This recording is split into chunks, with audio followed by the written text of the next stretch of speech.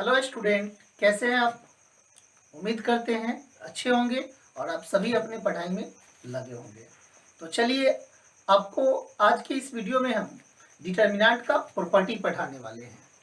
मतलब यदि आपको डिटर्मिनेंट चैप्टर से डर लगता है तो आप हमारे इस वीडियो को अंत तक जरूर देखिए। मात्र एक बार आप हमारे वीडियो को देखिए और आपको पूरा पूरा डिटर्मिनेंट चैप्टर जो है आज की इस वीडियो में मैं क्लियर कर दूंगा। तो आज के इस वीडियो में हम आपको डिटर्मिनेंट के प्रॉपर्टी का धांसू ट्रिक पढ़ाने वाले हैं। तो बने रहिए हमारे वीडियो के अंत तक और इस कंसेप्ट का लाभ उठाइए। तो स्वागत है आपका अपने YouTube चैनल मैथ्स वर्ल्ड 2.0 में। तो क्या आप लोग डिटर्मिनेंट का प्रॉपर्टी सीखने के लिए तैयार हैं? यदि हाँ, तो पेन और पेपर लेकर बैठ जाइए और ध्यान से सुनिए हमारी बात को। तो चलिए हम लोग डिटर्मिनेंट का पहला प्रॉपर्टी शुरू करते हैं। तो आइए जानते हैं कि डिटर्मिनेंट का पहला प्रॉपर्टी है क्या। तो डिटर्मिनेंट का पहला प्रॉपर्टी है कि यदि किसी डिटर्मिनेंट का किसी एक रो या किसी एक कॉलम का सारा एलिमेंट जीरो हो तो डिटर्मिनेंट का वैल्यू भी क्या होगा? जीरो।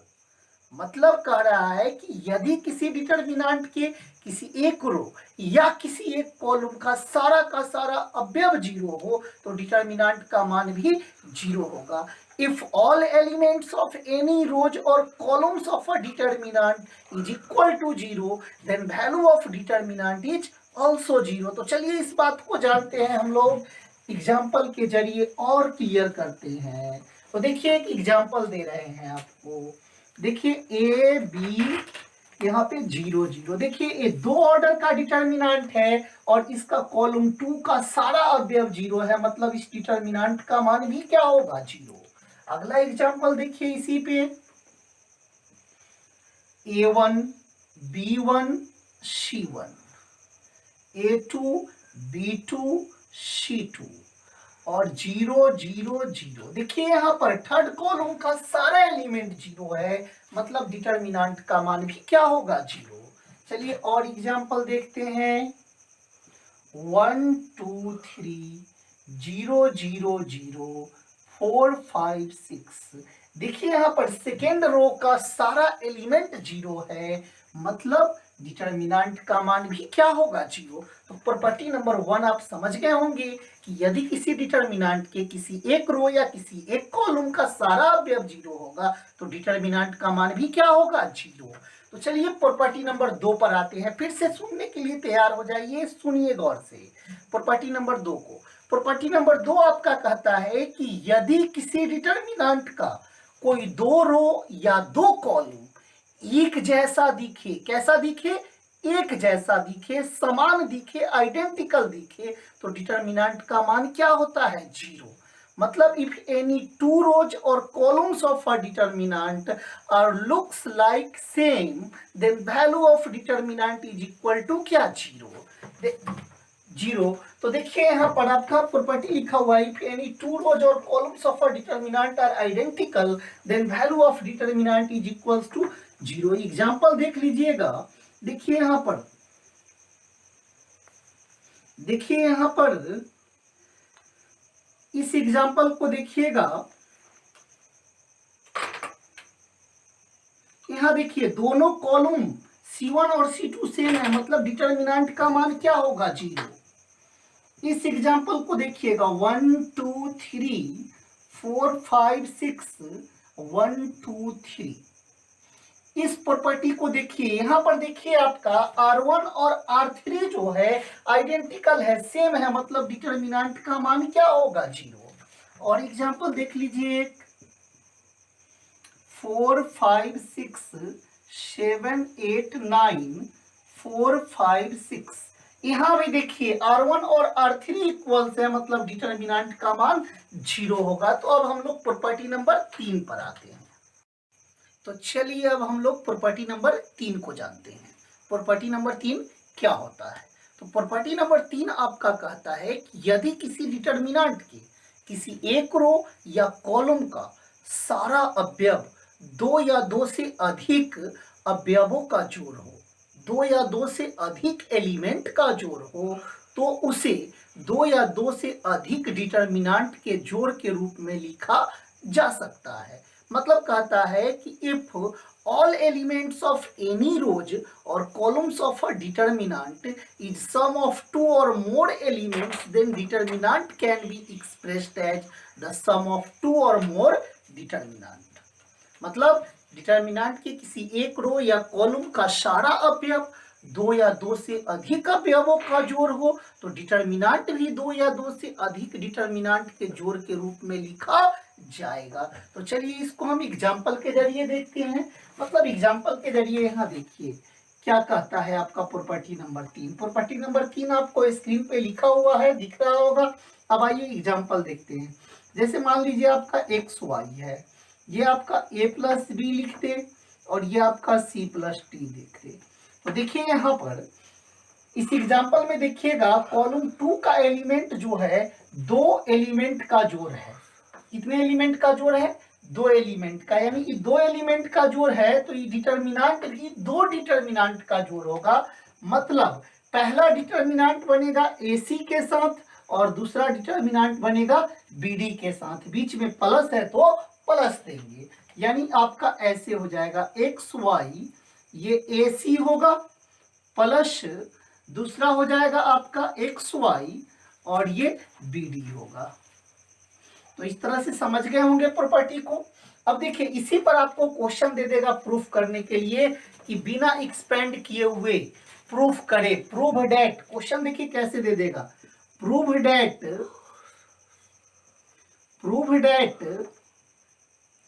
क्वेश्चन दे देगा विदाउट एक्सपेंडिंग, मतलब डिटर्मिनेंट को एक्सपेंड नहीं करना है, विस्तार नहीं करना है, विदाउट एक्सपेंडिंग।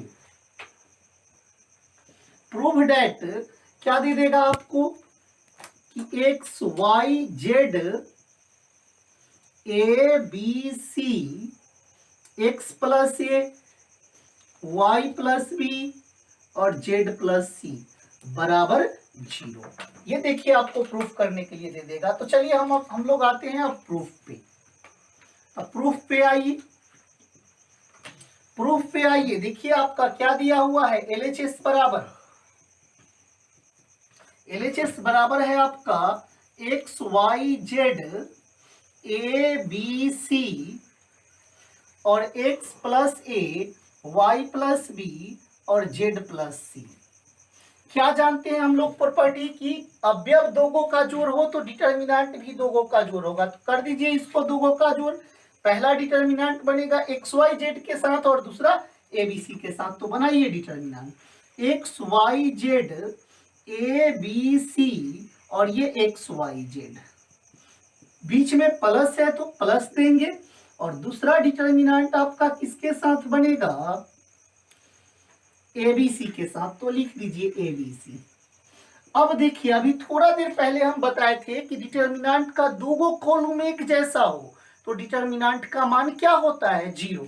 तो देखिए यहाँ पर आपका कॉलम 1 और कॉलम 3 एक जैसा है, मतलब इसका मान 0 हो जाएगा। यहाँ पर देखिए आपका कॉलम 2 और कॉलम 3 एक जैसा है, मतलब इसका भी मान 0 हो गया। इस तरह से आपका ये प्रूव हो गया। तो चलिए अब हम लोग प्रॉपर्टी नंबर 4 को देखेंगे। स्क्रीनशॉट ले लीजिएगा।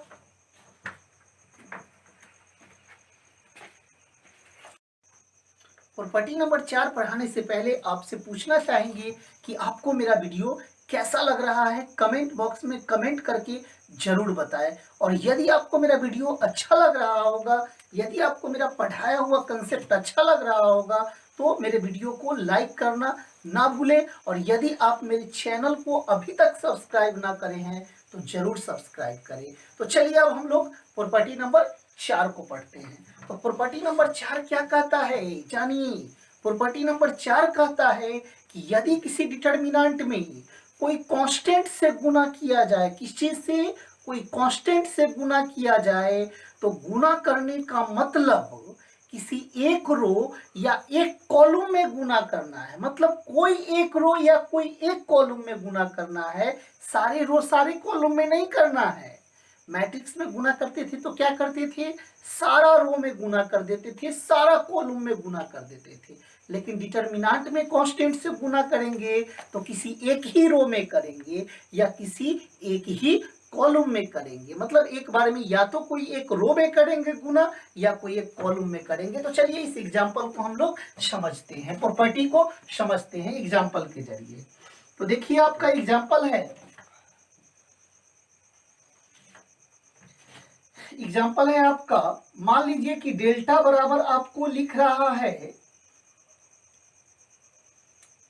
ए बी सी डी और आपसे कोई पूछ दे देन लैम्डा डेल्टा क्या होगा, लैम्डा डेल्टा क्या होगा।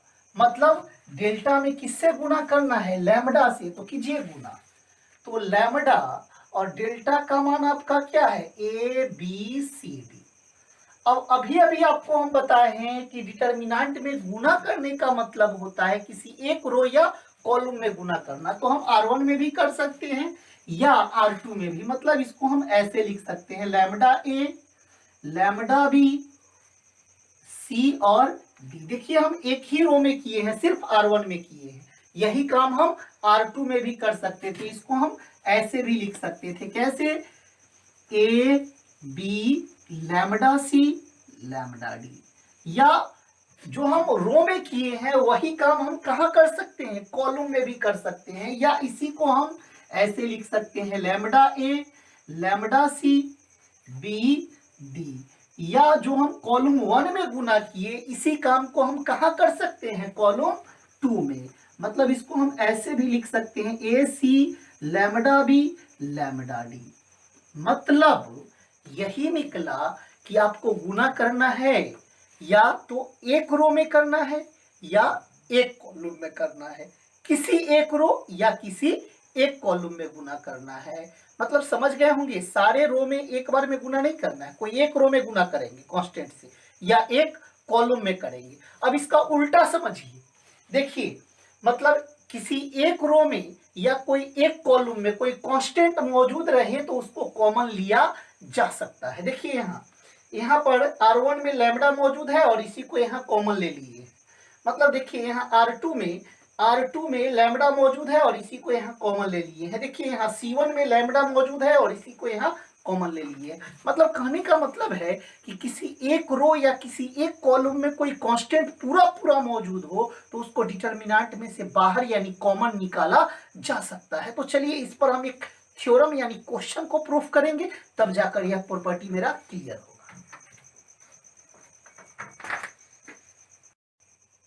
तो आइए अब तक जो हम प्रॉपर्टी पढ़े हैं उस पर एक क्वेश्चन करते हैं ताकि पीछे का सारा प्रॉपर्टी हमारा क्लियर हो जाए। तो देखिए आपके स्क्रीन पर एक क्वेश्चन लिखा हुआ है कि without expanding proof that, without expanding मतलब डिटर्मिनेंट को बिना एक्सपेंड किए हुए।